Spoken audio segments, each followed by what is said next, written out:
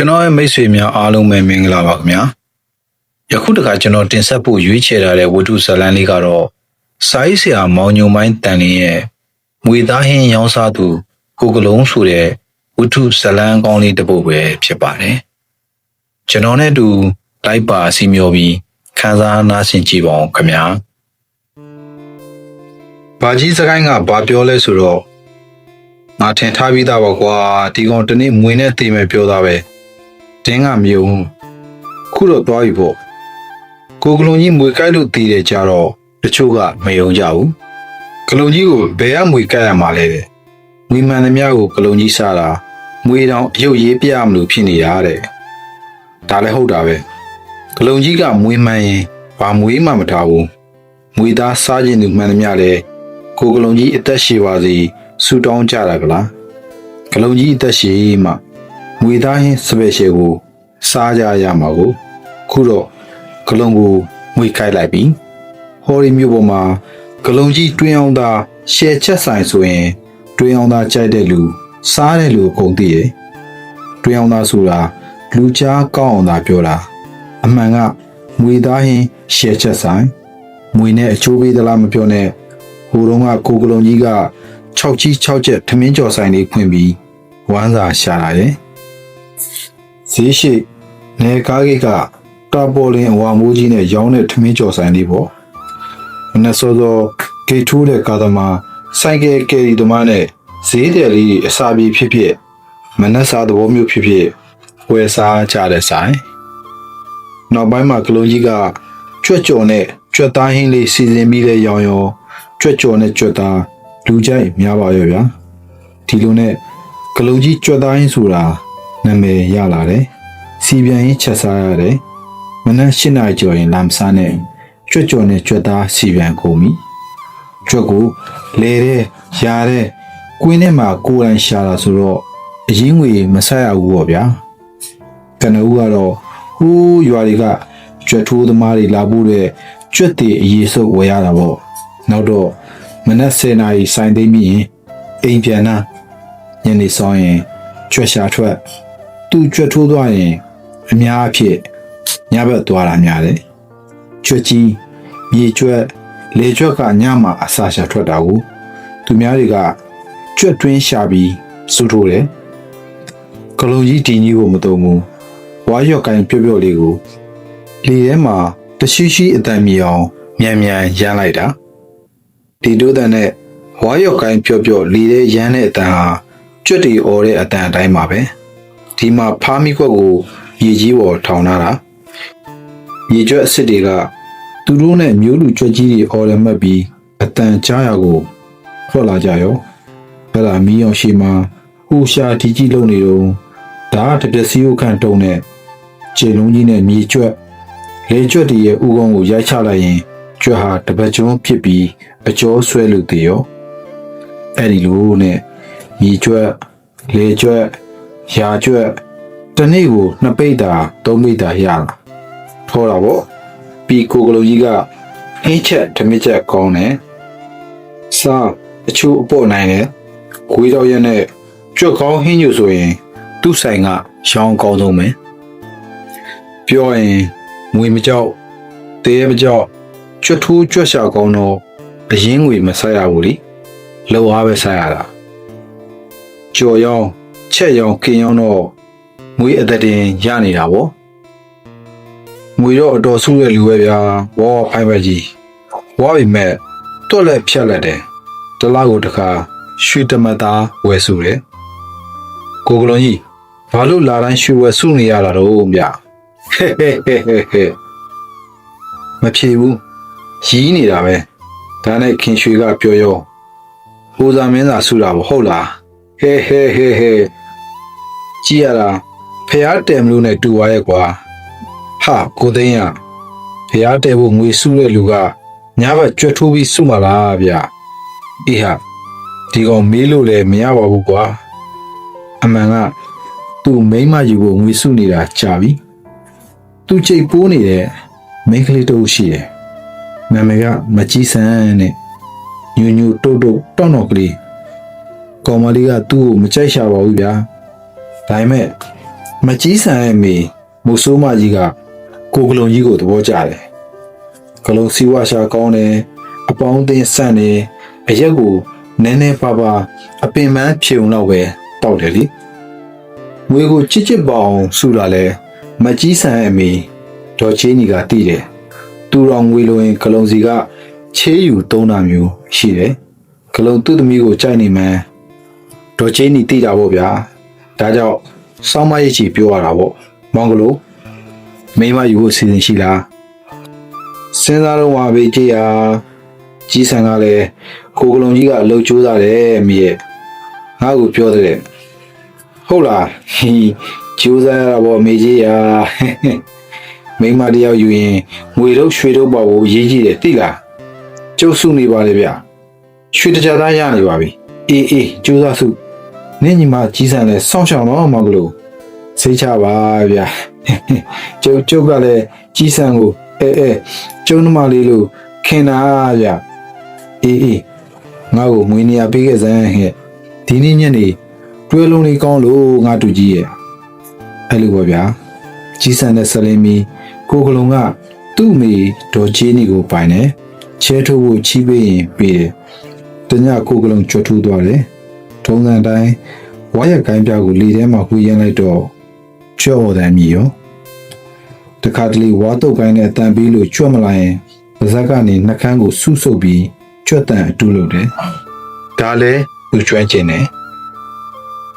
ဟောမီးအောင်ကိုဝင်လာဖဒီမှာကြိတ်တုံးနဲ့လှိုင်းရိုက်လို့လှုပ်တော့မှငွေအောင်ကြီးတကောင်ကကြွက်ကိုဝင်ပေါက်လိုက်တာတဲ့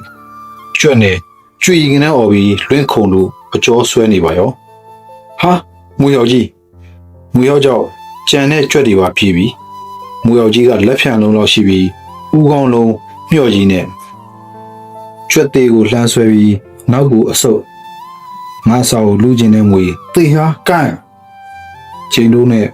ငွေဟောက်ကြီးရဲ့ဥကောင်းကို4-5-6ချက်ရိုက်လိုက်တာငွေဟောက်ကြီးဥကောင်းကြေမွာပြီးတည်ရောအမဲခေါင်းချိန်နေတာတော့ကိုလုံးကလွန်နေတော့ကိုလုံးနဲ့အမီးကိုပါထက်ရိုက်လိုက်မှညင်သွားရောငွေသားငယ်ငယ်ကသူစားဘူးတယ်ချိုးတယ်အသားများတယ်ဟန်ကြပြီနှစ်ပိတ်တာကန်ရှိမယ်တလန်ကျော်မူရော်ကြီးကိုကျိုးနဲ့ချီပြီးအိမ်ကိုယူလာခဲ့လိုက်တယ်အိမ်ရောက်တော့မွေးသိရှိမဲ့ဦးကောင်းကိုဖြတ်ပြီးဇောက်ထိုးဆွဲထားလိုက်တယ်ပြီးတော့မီးမွေးယူနီယိုကျူငရုတ်သီးကြက်သွန်ပြူကြက်သွန်နီချင်းမဆလာရောထောင်းလိုက်တယ်ယူနီယိုလည်းဆူရောခေါင်းဖြတ်ကန့်လန့်ချလာတဲ့မွေကိုယူနီဖြောအရေခွန်ဆွဲချတခါအသားနူးအောင်ထပ်ပြုတ်ကြက်တာနဲ့အသားကိုတုံးတစ်ပြီးနှွှင်လိုက်တယ်ငရှင်းမီးအုံနှွှင်ရတယ်လို့ပဲအမြောင်းလိုက်ရတယ်အသားကိုမှဖွေးနေတာပဲနှွှင်ပြီးသားအချို့ကိုငရုတ်သီးစုံတက်ပြီးကြောကြံတဲ့အတုံးချို့ကိုဝတ်သားတုံးတယ်လို့တုံးမိချက်မိုးလင်းလို့ထမင်းကြော်လဲဆိုင်ဖွင့်ရောဒီနေ့မွေသားရပြီလို့ကြီးညာလိုက်တာရဲ့သူတပွဲငါတပွဲနဲ့မွေသားဟင်းတွေကုန်တာပဲကိုကလုံးကြီးဘယ်နဲ့တော့ဟိမွေသားကောင်းရဲ့လားငါလူရရှေ့ပဲဗျာနောက်နေ့ရရင်ခြံသားပါဦးဗျာဒီလိုနဲ့ငွေသားကိုစားသုံးသူကြမ်းမတ်တည်ရောငွေရှာတဲ့သူတွေထံမှာမှားရတော့တယ်လင်းမွေငွေဝေးငွေဟောက်ရရဝယ်ရတယ်ဈေးကတဲကြီးတာပဲကိုအခုကိုကလုံးရဲ့မွေသားဟင်းနဲ့ကြွက်သားဟင်းကိုမြို့ကန်စားသုံးသူတွေတောင်မကဘူးတရုတ်စီဝိုင်းသမားတွေရန်ကုန်ကနေကလာတဲ့သူတွေပါလိုက်လဲအားပေးစားသုံးလိုက်ကြတာလေးလာတွင်ကိုကလုံးကြီးကိုပိုင်ဆိုင်ကန်းနဲ့ဖြစ်သွားပြီးလူ9ယောက်ပါခေါ်ထားရတဲ့အထိတူတက်ခဲ့ပါရောကလုံးကြီးရှယ်စားတောက်ဆိုင်ဆိုလူတိုင်းသိဖြစ်သွားပြီအခုမွေမျိုးစုံကိုယ်တိုင်ရှာတယ်ခွားတော့နဲ့တန်းညက်ပါရင်ငွေပွေးမွေဟောက်လင်းငွေရတာပဲကျွမ်းကျင်ဖို့နဲ့လှင်ဖို့တော့အရေးကြီးတာပေါ့ငွေကိုတွေ့ရင်ခွားတော့နဲ့လက်ပင်ကိုဖိမွေဟောက်ကိုအမိကကန်ပြီးပချုံတဲ့ထက်အရှင်ရရောမွေဘိုးကိုကန်ရင်အရန်တတိထားရတယ်မွေဟောက်ဆိုရှေ့ကနောက်ကကန်လို့ရတယ်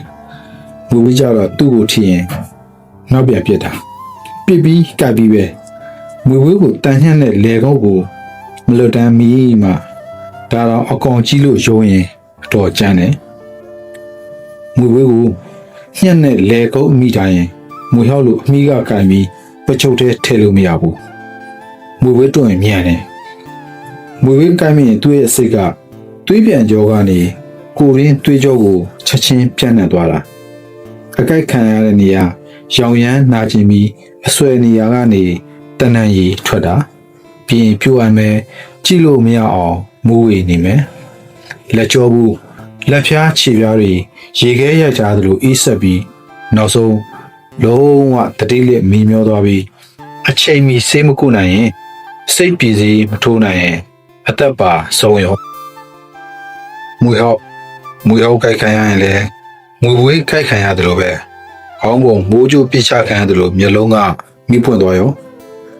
သူ့မွေစိတ်ကတော့တစ်မျိုးမွေစိတ်ကကြိုက်ခံရတာနဲ့အာယုံကြောတွေရှိရကိုပြန်နှံသွားတာရဲ့ချက်ချင်းအသက်ရှူကျက်လာမယ်အုံနောက်အောင်ကြောကိုထိသွားတာမို့ခေါင်းငိုက်စကြူးကျလာမယ်ပြီးတော့ကဘာကြီးပက်ချလဲနေတယ်လို့မူးဝေပြီးတဲ့နောက်ခြေတွေလက်တွေမလှုပ်ရှားနိုင်ပဲအကျိုးတွေတည်တယ်လို့ဖြစ်သွားရောဆေးမီလို့ပြန်ကောင်းလာသည့်တိုင်အကျိုးတွေမတန်တော့လို့စားတော့ရမှာအလွန်ခက်ခဲတယ်လမ်းလျှောက်ရတာလည်းခက်တယ်အသိရှိတဲ့မွေဟောက်အမျိုးစားတွေမှာမွေဟောက်ငန်းဆောင်ငန်းဝါငန်းပုတ်တို့ပါပြီးအစိတ်ပြင်းတဲ့မွေဝေးအုပ်စုတွေမှာမွေဝေး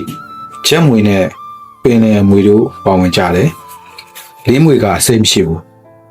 ဒါပေမဲ့လေးမွေကပြေးတာမြန်တယ်ခြုံပေါ်လည်းပြေးနိုင်တာပဲလေးမွေကိုမြင်ရင်အမြန်ပြေးလိုက်ပြီးအမိကကန်လေထဲမှာဟိုရမ်းလိုက်အယိုးစစ်တွေပြုတ်ပြီးတည်တာပဲလေးမွေသားကချိုးတယ်ဒါကြောင့်မွေသားကြိုက်သူတွေအတွက်မွေရှာရတာအသက်နဲ့ရင်းပြီးရှာရတယ်အခက်မသိရင်မွေရှာရင်တည်ရတဲ့ဘဝတခါတလေမွေကြိုက်လို့ကွင်းထဲတိုးတဲ့တည်နေတာဘယ်သူမှမသိဘူးဒါကြောင့်မွေသားရင်တပတ်ကန်2000-3000ယူရတာပါမွေမျိုးစုံကိုတရုတ်ဘယ်ရစီနဲ့စိန်ထားတဲ့အရက်တစ်ပတ်ကိုအခု1000ကျော်ရောင်းမှကြိုက်တယ်နီတူတူပြောရရင်ကိုကလုံးကြီးမွေသားချက်မွေသားကျော်မွေသားစွတ်ပြုတ်ခင်းယုံနဲ့နာမည်ကြီးပြီးစီးပွားတက်နေပြီဗျာမွေသားကကင်ဆာယောဂတက်တာပြောက်ကင်းတယ်လို့ဟိုလူဒီလူပြောကြတော့မွေသားဟင်းကဈေးကောင်းပူရပါရောမွေဝေးအရှင်တပိတ်တာကိုဟိုတုန်းက3000ပေးရတယ်အခုဆိုရင်9000လဲဟုတ်1000လဲဟုတ်ပဲတရုတ်ပြည်ဘက်ကိုရောင်းနေတော့ဈေးကြီးတာပေါ့ကိုယ်တိုင်ဖမ်းပြီးအသေးချက်အရှင်ချက်လက်တွေ့လုပ်ပြီးရမွေဝေးတစ်တာမွေဟောက်တစ်တာလေးငွေတစ်တာစသည်တို့ရှိတယ်အထက်ကကြိုက်တဲ့မွေကိုလက်ညှိုးထိုးပြလိုက်ရင်မွေဝေးမွေဟောက်ကိုလဝါလောက်ပတ်တာတကားလေးဖွင့်လက်ကန့်ရှည်တန်ညက်နဲ့မွေရဲ့လက်ပင်ကိုညှစ်ပြီးဆွဲထုတ်စင်းနီတုံးပေါ်တင်တရှိကြီးနဲ့ဇက်နီယာကနေခုတ်ချမွေကိုလုံးကိုပွက်ပွက်ဆူနေတဲ့ယူနီဝိုးတဲ့ထက်အရေကုန်ခွာယူနီဖြော့စားကျင်တဲ့သူကိုမေးမယ်ပြုတ်ကြော်လားအတုံးဟင်းလားပေါင်းပေးရမလားစွပြုတ်ခင်းယူကြိုက်တာပြောကိုကလုံးကြီးချက်ချင်းလုပ်ပေးနိုင်တယ်လက်လက်ဆက်ဆက်မွေသားမှအမျိုးမျိုးရောင်းပေးနေတော့နေကမွေသားကြိုက်တဲ့သူမျိုးကန်မွေသားကြိုက်တဲ့သူတရုတ်ရှမ်းမြန်မာတွေနဲ့သူ့ဆိုင်စီကားနေတာပေါ့ဗျာအခုဆိုရင်စပွဲတို့နှစ်ယောက်အခြေပြုတ်အကူနှစ်ယောက်ကဲတနေ့ဝင်ဝေနဲရောလားခုတော့စားသုံးသူတွေကရောသူ့အလုပ်သမားတွေကပါကိုရီးယားကားတွေကလေတံတိုင်းသူ့ကိုတထေးလို့နောက်ပြောင်ခေါ်နေကြပြီအခုသူ့ကိုတထေးလို့ခေါ်လိုက်ရင်သွား32ချောင်းပေါ်အောင်ပြုံးပြပြီးတရုတ်ပေါ့ပေါ်ကြီးလေတံနဲ့ဘာဆာမီနဲ့ဆီယာကီရဲ့ပြန်ပြောပါပြီခင်ဗျာကိုကလုံးကြီးကမိမလည်းရမ်းလို့ခြင်းတယ်ပြီးတော့ပေတင်နဲ့ဝါသနာပါတယ်မိမိရဲ့တွေကသူ့ကိုမယူရဘူးညတိုင်းနေတိုင်းကျွတ်နဲ့မွေရှာတက်နေအကုသို့ကောင်ကြီးလို့တတ်မှတ်ပြီးရှောင်းနေလေဟုတ်လဲဟုတ်တာပါပဲဗျာတွေးပေါ်မှာမွေမျိုးစုံအချုပ်တွေရှိနေတယ်မွေစိုးတွေရဲ့တရှိရှိစတဲ့မုတ်တန်တွန်တန်မန်းဖီတန်တွေနေ့စဉ်နေညညကြားနေရတဲ့ဥစ္စာဗျာဒီ ဒီလိုမွေစိုးပေါင်းစုံအတန်ပေါင်းစုံအညီနဲ့ပေါင်းစုံနဲ့နေတဲ့လူချမ်းလိုဘယ်မိမကလင်တော်ဝမ်းမှာတော့သို့တော့ကိုကလုံးတွက်ထားတာကသူ့မှာအိမ်နဲ့ခြံရှိတယ်ရွှေနဲ့ငွေရှိတယ်သူ့ရွယ်ကောင်းမအိုသေးဘူးဒါကြောင့်သူ့ကိုကြိုက်တဲ့မိမရှိရမယ်သို့တော့သူကမကြီးဆန်ကိုပို့ပြီးသဘောကျတယ်မကြီးဆန်မိကိုသူကပိုင်ပြီးသားလေဒါပေမဲ့မကြီးဆန်ကတူလာလာမြင်နောက်ဖေးကိုဝင်သွားရောအိမ်ပြင်ကိုရှောင်သွားရောရှင်ထဲမှာခံစားနေရတာအမှန်ပဲဒါကြောင့်ဘေးရင်ပညာမှာနာမည်ရှိတဲ့ဆရာကြီးဦးကျန်စိုးထံမှာဘေးရင်လာကြည့်တာနာမည်ဘယ်လိုခေါ်တော့ကွယ်ကိုကလုံးလို့ခေါ်ပါတယ်ဆရာကြီးဒီနာမည်ကမွေးနာမည်ပဲလားမဟုတ်ပါဘူးခင်ဗျနာမည်ရင်းကမောင်တဝိုင်းပါခင်ဗျစနေသားပဲမွေးတက်ကိကရောအေးဘေးရင်ဆရာကြီးဦးစိုးကကြောက်တင်ဘုံမှာမာဘိုးတိုင်ထူတယ်ပြီးတော့အော်လန်ဒိုစစ်သူကြီးဘွဲ့နေရာချတယ်ပြီးတော့အသက်ကိုရှင်းနဲ့စားပြီးတိုင်ထူပြီးတဲ့နောက်ဟာမင်းကလူချမ်းသာဖြစ်နေပြီပဲကွယ်ဟုတ်ပါတယ်ခင်ဗျဒီနှစ်ထဲမှာမွေစိုးတတိတာဗျာဘလို့ဖြစ်လို့ပါလဲဆရာကြီးမွေအန်ရပေးလိုက်မယ်ကြားလားဟုတ်အလုပ်ကဘာလို့တော့ဟိုထမင်းဆိုင်ဖွင့်ပါတယ်ခင်ဗျဒီနှစ်မွေရှောင်းအောင်မယ်မွေမတက်အောင်မွေတွေ့ရင်မြစ်တာပူရမယ်နွားနို့တက်ရမယ်အဲ့ဆိုမင်းကန်ကောင်းပြီဆရာကြီးဟိုလေအိမ်တော်ရေးချီနေတိအိမ်တော်ရေးကဓမ္မတောကအင်းဝရာသာဆိုတော့ကြာလာပရိသားသမီးကိုရှောင်းဘော်ဒူးသမီးတွေ့ရင်ခုတွေ့ခုယူညတွေ့ညယူအချိန်မဆိုင်နဲ့ဘာလို့ပါလဲဆရာကြီးစနေနဲ့ဘော်ဒူးကမိတ်ဆက်လေကွာစနေသားနဲ့ဘော်ဒူးသမီးညားရင်ယူတော်ထမင်းမငယ်ဘူးကွာမှတ်ထားကိုကလုံးကြီးခေါ်ကိုတဝိုင်းဆရာကြီးထံကပြန်လာပြီမကြီးဆန်မေဒေါ်ချင်းကြီးကိုမေးရောအမေကြီးဘာလို့ကလုံးဟိုလေမကြီးဆန်ကဘာနဲ့သမီးလဲဟင်ဘာလို့မလို့တော့သိချင်လို့ပါခင်ဗျာဒါအမေကြီးစားဖို့ခေါက်ဆွဲတော့ပါခင်ဗျာခေါက်ဆွဲတို့ကိုမြင်တော့ဖွာကြီးပြုံးသွားရောမိကြီးကဗိုလ်တူးသမီးဗျာဟုတ်လားဟုတ်တယ်ဒင်းနာမည်ရင်းကမလာစိန်နဲ့တငယ်ချင်းတွေကနောက်ပြောင်ခေါ်ရင်းကကြီးဆန်ဖြစ်သွားတာဟဲ့အိုးဟုတ်လားဗိုလ်တူးသမီးစနေနဲ့ဗိုလ်တူးဟန်ကြပြီဟေးအော်မေကြီးကျွန်တော်ပြန်အောင်ဝင်နော်ပြန်တော့မလားဟဲ့ငါတူကြီးရဲ့ဟုတ်ဒီနေ့အပူကောင်းတယ်ဟဲ့ငါ့ကိုငွေ1000လောက်ချေးခဲ့အောင်မောင်ကလို့ဒီလိုအပူကောင်းတယ်တွဲလုံးကရှေ့တန်းနောက်ပိတ်ကငါအလဲတိုင်းတနင်းလာနဲ့ဟိုတွက်ဒီတွက်နဲ့ချဲထိုးတလုံးမပေါက်ပတ်စံချေးဖြုံးနေတဲ့ရောက်ခမောက်ကိုမနှိမ်မြို့ပေမဲ့လည်းသူ့သမီးမျက်နှာကြောင့်ငွေ1000ကိုပြုံးကြီးနဲ့ပြီးခဲ့လိုက်ရင်ခလုံးကြီးပြန်လာခဲ့လိုက်တယ်သူရမ်းပျော်နေတယ်လीသူကစနေသားကြီးဆန်လေးကဗိုလ်တူးသမီးစနေနဲ့ဗိုလ်တူးညားရင်ယူတာတော့ထမင်းမငဲ့တဲ့အဟင်းငါကောင်းသွားတော့မဟေးဖြစ်ချင်တော့စိတ်မွေးတဲ့ကိုမြမောင်ရဲ့သမီးမွေကြိုက်ခံရလို့တေးပါရောအတူကရက်လေပြီးနောက်နေ့မှာကိုမြမောင်ကြီးကိုကလုံးရှိရာကိုရောက်လာတယ်ကိုမြမောင်ကျုပ်ဘာကိုညင်ရမလဲပြောငါသမီးကြိုက်တဲ့ငွေကိုတက်ပြီးပါကလို့ဗျာငွေကရှိသေးလို့လားကိုမြမောင်ရှိတယ်မွေဟောကွာမွေဟောခေါင်းပြူကြီးမွေဟောခေါင်းပြူဟုတ်တယ်ငါသမီးကိုကြိုက်တာအဲ့ဒီငွေပဲခင်ရှင်ရဲ့ဇီးနဲ့ဝမကြီးပေါက်တက်တာလဲအဲ့ဒီငွေပဲမခင်လာတော့ရင်ကကြက်တီဆွဲတာလဲသူ့ပဲဘဲမွေးတဲ့တရုတ်အရှင်ရဲ့ဘဲတွေကိုဝင်ဆွဲတာလဲဒီငွေပဲဒင်းကိုဖမ်းလို့မမိဘူးငါသမီးအိမ်သာကအစင်းမှာကြိုက်လိုက်တာဒီမှာကလို့အဲ့ဒီမွေဟောက်ရဲ့အသားကိုငါစားကျင်တယ်မင်းဖမ်းပေးစမ်းပါကွာဖမ်းမိရင်မင်းကိုငါငွေ1000တက်ဆုချပါမယ်သိလားကောင်းပြီလေကျုပ်ဆိုင်သိမ်းပြီးရင်လာခဲ့မယ်နေကင်းဆိုင်သိမ်းပြီးငွေပချုံးနဲ့တန်ညက်ကိုယူလို့ငွေဟောက်ခေါင်းပြူတောင်းချက်နဲ့ကြက်ချံနဲ့ဘဲချံရှိရာကိုလာခဲ့လိုက်တယ်ဟိုဒီအတန်ကိုနားဆွင့်လိုက်ပြီး နေရာကောင်းကောင်းလေးကြည့်ပြီးရောကြွက်ပေါရှင်နှကောင်အဲ့ဒီနှကောင်ကိုကျိုးနဲ့ခါးကိုချီပြီးလှုပ်ပေးထားလိုက်တယ်ကြွက်ကလေးတွေရဲ့အော်တန်လေးကြာရောဘင်းငွေရင်းတွေကနေပြေးထွက်လာတာပြီးတော့ပြေးလွှားကြောက်လန့်နေတဲ့ကြွက်ကိုပေါက်တက်လို့မြူနေတဲ့ချိန်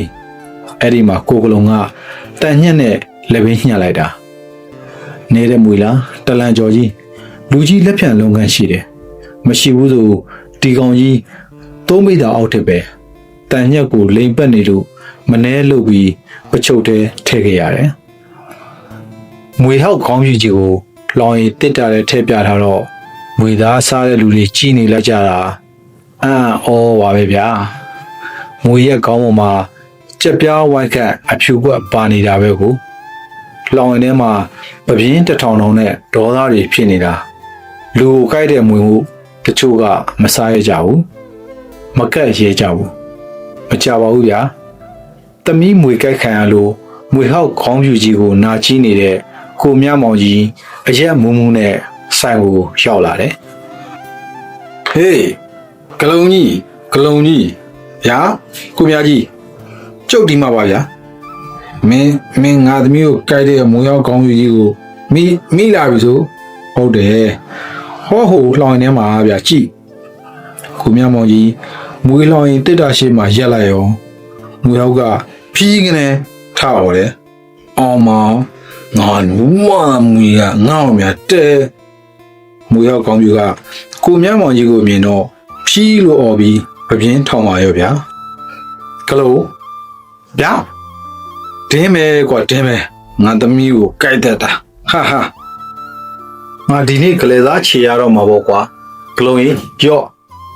ငါကလေးတိုင်းငွေဖန်းကငွေ1000အဲ့ဒီမွေဟောက်ကိုတက်ပြီး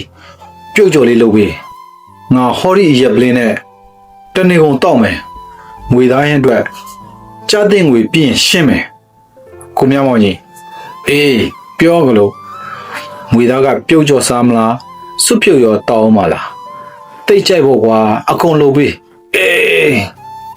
အဲ့ဒါဆို1000လောက်ကြာမှာနော်ကြာကွာမင်းကတဲငွေစကားပြောခြင်းနဲ့စီးပွားရေးသမားပဲတည်သွားတဲ့ငါသမီးအတွက်အညိုးနဲ့စားမှာအကုန်ချက်ကြားတော့ပေးမယ်ဗျာ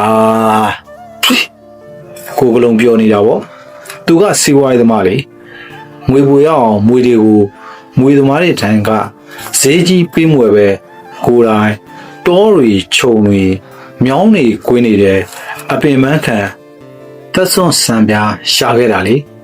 တပိတ်ဝင်အိတ်ဝင်ရနေတဲ့ငွေအခုရွှေကြီး15ကျပ်သားကျော်စုပြီးပြီငွေကအသက်တင်10သိန်းရှိတယ်ဒီနေ့ဝင်ငွေက4-5လောက်ဝင်နေတာရဲ့တထေးလေးကနေတထေးကြီးပြေမှကြီးဆန်သူ့ပေါ်ညွှန်ပါဘူးဒါနဲ့မှကြီးဆန်ကိုမရရင်ပြန်နေတဲ့အချောလာတွေကိုတနေ့တယောက်အိမ်ပေါ်ခေါ်ရေးလိုက်မှာပေါ့အရေးကြီးတာကငွေရဖို့ပဲငွေရဖို့ကတော့ဘယ်သူမှအားမနာနိုင်ပါဘူးကိုမြမောင်ကြီးခဏဆော့မြန်လုံးတော့ကလို့10မိနစ်ပဲကြာမယ်ကိုမြမောင်ကြီးကလို့ငါသမီးကိုကြိုက်တဲ့မွေရောက်ကောင်းပြီနော်ကြီးနေပါဗျာမမားစီရပါဘူးစိတ်ချစမ်းပါကိုမြမောင်ကြီးကအဲ့နောက်မွေရောက်ခေါင်းပြူကြီးထည့်ထားတဲ့တစ်တာဖုံးကိုဖွင့်လိုက်ရောတဖြည်းဖြည်းတရှိရှိနဲ့မွေဟောက်ကထအတန်လေးပေးနေပါရောအမငါယူမှမွေကငါ့ကိုများစိတ်ချမြန်သေးစေရမယ်ဟိုကလုံးဆဲရီတိုင်းထွာရင်တန်ညက်နဲ့မွေရဲ့လက်ပင်ညှက်ဖို့ဟာမွေဟောက်ကပပြင်းထောင်နေလို့ညှက်လို့မရဘူးဖြစ်နေတယ်ကလုံးအေးငါသက်ပေးရမလားရတယ်ကိုမြောင်ဝန်ကြီးဒီမွေကိုမပြောနဲ့ငကားတော်ရှင်ကျုပ်ကဖမ်းနေတာကဲဟာဒုံတစ်ချောင်းနဲ့မွေရဲ့ခေါင်းကိုရိုက်ချလိုက်တော့မှမွေဟောက်ကပပြင်းကိုချပြီးခေါင်းနေတော့လေးဝေကန်းရှည်တဲ့တန်ညက်နဲ့မွေလက်ပင်ကိုညှက်လိုက်ရောမွေဟောက်ကြီးကနာကျင်လွန်းလို့တန်ညက်ရဲ့အယိုးကိုလိမ်ပတ်နေတော့အသာဆွဲထုတ်လိုက်တယ်ကိုမြမောင်ကြီးကြည်ထားပြတာခမားသမီးကိုကြိုက်တဲ့မွေအလက်ရှိတော့သေဖို့ကွာဟာဘိုကလုံးကြီးကတန်ညက်ရိုးပတ်နေတဲ့မွေယောက်ကြီးကိုစားသုံးသူများမြင်အောင်မြောက်ပြလိုက်သေးတယ်ဗျစားသုံးသူမိတ်ဆွေများခင်ဗျာဟောဒီမွေယောက်ကြီးဟာလူကိုတေအောင်ကြိုက်ခဲ့တဲ့မွေဟောက်ခေါင်းပြူကြီးပါရဲ့ခင်ဗျာ ဒီရှားပါမွေဟောက်ကိုကျုပ်ကိုယ်တိုင်လက်ရဖမ်းပြီးဟင်းသုံးမျိုးချက်ပြမှာပါဒီမွေသားကိုအာရပါရစားမဲ့သူကတော့ဟောဟိုမှာထိုင်နေတဲ့ကိုမြမောင်ကြီးပါပဲခင်ဗျာဆိုင်ထဲမှာစားနေတဲ့လူတွေကအသေးရဖို့ကောင်းတဲ့တွန့်လိန်လူလွတ်မွေကြီးနဲ့မွေစိုးကြီးကိုတန်ညှက်နဲ့ညှက်ပြောပြီးဂုံယူဝင်ကြွားနေတဲ့ဆိုင်ရှင်ကိုကလုံကြီးကိုကြည့်ပြီးအသေးရသူရကြအားရခြေနဲ့ချီကျူးသူကချီကျူး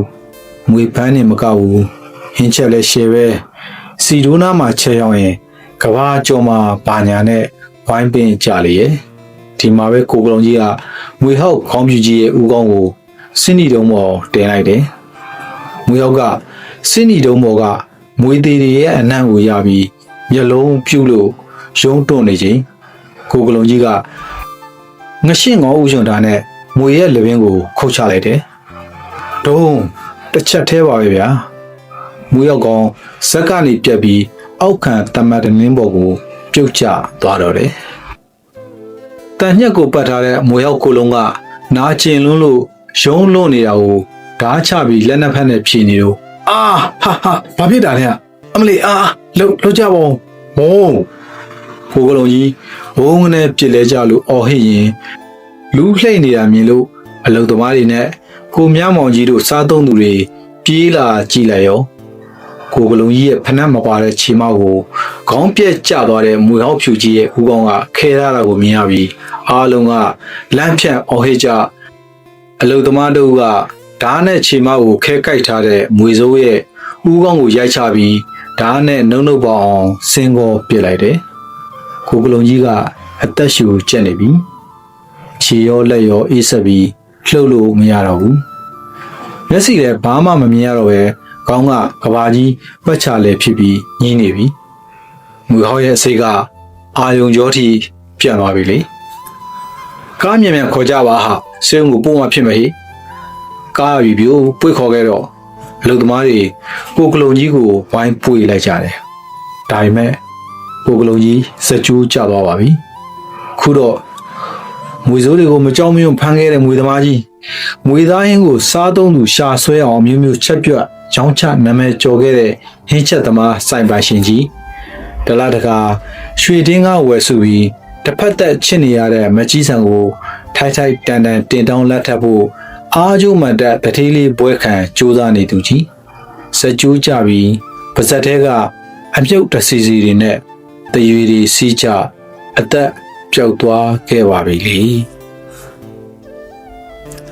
ဇလန်းလေးကိုပြီးဆုံးအောင်နားဆင်ပြီးတဲ့အတွက်အထူးပဲကျေးဇူးတင်ပါတယ်ခင်ဗျာ